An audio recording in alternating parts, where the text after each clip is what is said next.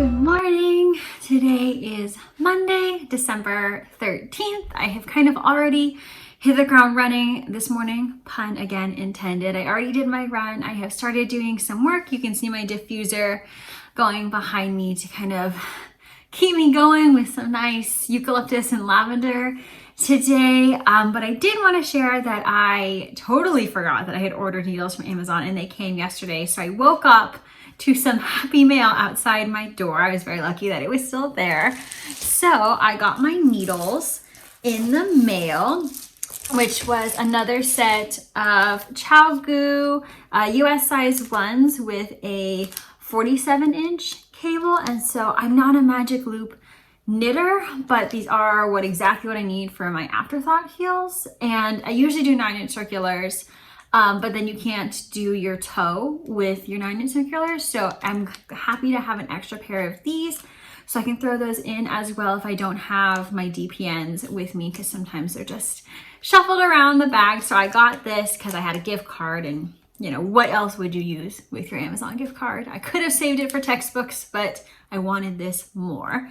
And I also wanted to share that I got some really good progress done on my Saguaro fingerless gloves, which you can see right here. So I've done the whole color work chart. I got to the color work band on top, the thumb is on hold, and then I have started, maybe you can kind of see it, not really. I've started the top cuff ribbing, so I should have plenty of time to get this one done today. This was so fast. So literally I started it yesterday about midday, and I think I gave it maybe 4-ish solid hours of work and got through all of this. It definitely needs to be blocked a little bit, but this pattern is one of our patterns. It is on sale right now through Pip and Pin.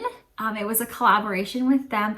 I'm hoping by the time this goes up, the coupon code will still be working, but if you want to get this pattern, you can get 20% off through their website using the code CACTI.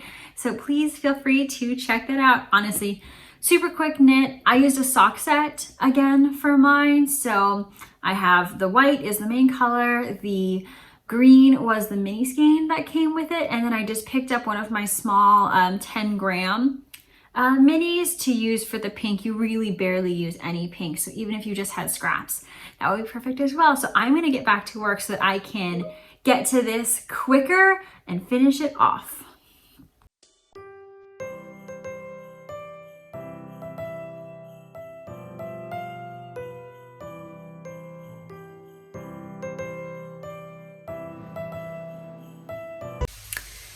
Well, it is a sad day for me in my house as I admit defeat and have turned on my heater because it is too cold and I'm mostly just sitting, so I'm not moving enough to stay warm. So I've decided to just turn on the heater. That is why we have it. Hi, it's Gabs. I'm crashing Chaley's Vlogmas again because I just learned a brand new skill today. I just learned how to brioche. My daughter is turning 2 this week, and I was looking on Ravelry and she saw this kitty cat hat that she just had to have, and she picked out her yarn, and I was like, great, I'll make you the hat. It looks super easy. It's just a tube and then you kind of sew up the top. And then I realized it was brioche, and I don't know how to do that. But so I tried to talk her into another hat, and she wasn't having it. She wanted that kitty cat hat. So today around 4:30, I watched a YouTube video. I watched 2 YouTube videos and taught myself to brioche because that's what she wants. And this is the result so far. It's coming out pretty cute. It is the I can't remember the name of the pattern. It is a free pattern on Ravelry. It calls for worsted weight, which I do not have in the colors that she wanted. So I am doing fingering held double, which I know usually makes like a DK weight, but I have a super loose gauge, so it's gonna be okay. And then I just did some calculations. I did a gauge swatch, and I know I actually swatched. I did a gauge swatch. and then just calculated how many stitches I needed to cast on because it's essentially a giant tube. So that's what I'm doing. It was definitely a learning curve, but not as hard as I thought it was going to be. I've heard some like kind of horror stories about how hard it was and that people struggled with it a lot, so I was a little bit worried that it was going to be super challenging. But once you get the hang of it, you kind of can feel it. The first like 2 or 3 rows, it was really fiddly and it didn't look right. So part of it, I don't know, maybe you just gotta trust the process. I just like, it's gonna be okay. I'm gonna knit 8 rows, and if it doesn't look right after 8 rows, then I'll scrap it. But it totally it looks like everybody else's. I have pink and yellow. This is Molly Klein design, just sweet tea yarn. It's in her beach colorway, beach set. It was like a 50-gram set that I can't remember this color. Maybe it's banana. And then I have this pinky color, which we had a mishap with the yarn baller from Earl Grey Fiber Company. But I also can't remember the colorway. So yeah, I just learned how to brioche. It took me about 35 minutes to learn, and now I'm making my kid a brioche hat for her birthday because that's what she wants. Because I have to say, she's one of the most knit-worthy people. She stole one of the hats that I made for my husband because she really wanted it. So he gave it to her, and then I knit her a hat, and she wears the thing every day. It's like stretched out and dirty and like getting threadbare, and I only made it like 2 months ago. So if you want to check out the hat, it's on Instagram. I think I posted it when I announced that Lottie's getting a little sister.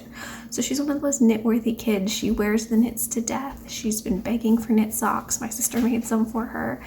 So I don't mind if she wears them to death and they look gross and ratty, because that means she loves them. So that was my adventure in learning how to knit brioche.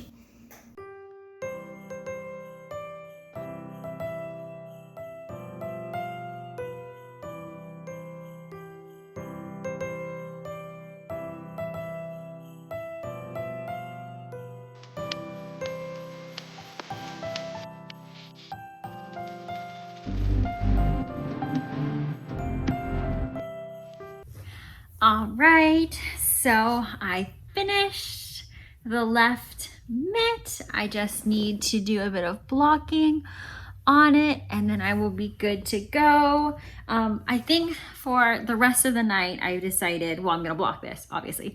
But I'm gonna actually spend some time on these Christmas socks because I want to get through the cuff to get to the self-striping yarn, because then that will just be easy vanilla knitting. And I think I'm at least probably 2/3 of the way done on the cuff for the length that I want to do. I usually do knit 2, purl 2 ribbing and 15 rows, so I think I'm around 7 or 8 right now, so that should just be quick, maybe like 10 minutes max or so that I can get to the self-striping yarn. So then this will be easy to pick up for just vanilla knitting. And then I think I'm gonna focus on one of the socks. I'm a little burnt out from the color work on one of these. I'm not sure if I'll pick up the flannel socks just yet. That might be something that I save for when I'm home at my parents' house over break. So maybe I'll try and work on some of the vanilla socks.